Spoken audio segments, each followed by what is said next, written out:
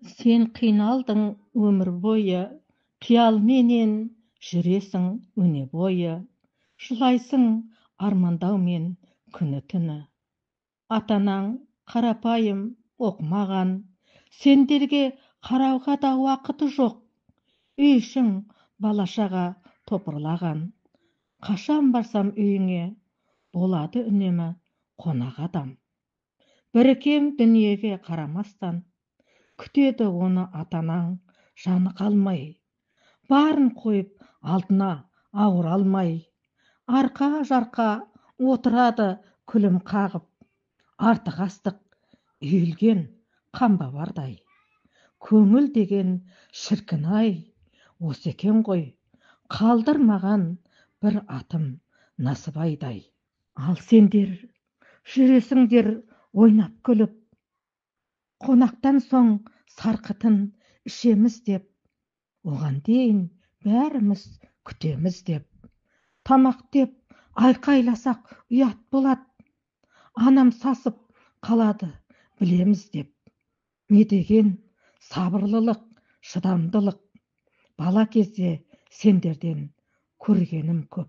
Бірақ мен түсінбедім, менсінбедім, ойладым, бұлар қандай адам болады деп.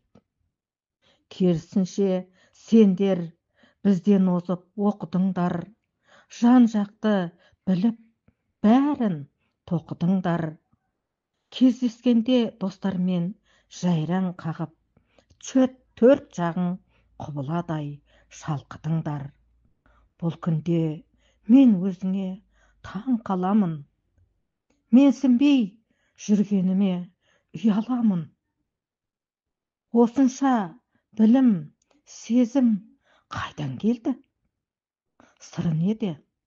Айтшы маған, асыл құрбым. Ақыл айту біреуге қиын нәрсе. Жарата ма ақылды кәдесіне? Айтқаныңды санаға құйып алып, тұра ала ма ол адам уәдесінде? Сен бірақ шын сұрадың, жаным құрбым, жетесің бәріне де, парасатпен түсінсең өмір құнын. Тағдыр сені қаншалық қинаса да, ішің түтін болады, сыртың бүтін.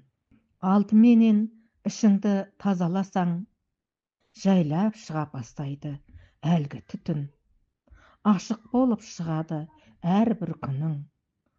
Оның сыры, құрбым-ау, иманыңда қанағат, сабыр және шүкіршілік, жасамауға тырысу, күпіршілік.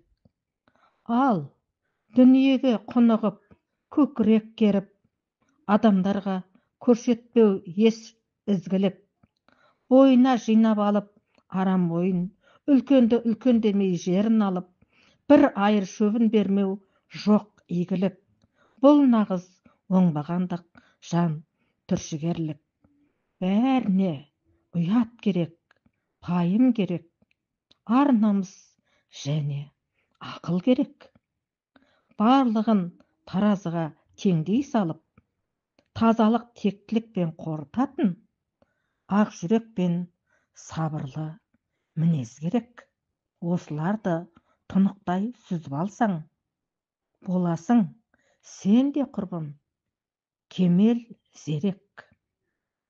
Мен данышпан емеспін, елден ерек. Мұның бәрі ата-бабам айтып кеткен біздерге өмір дерек.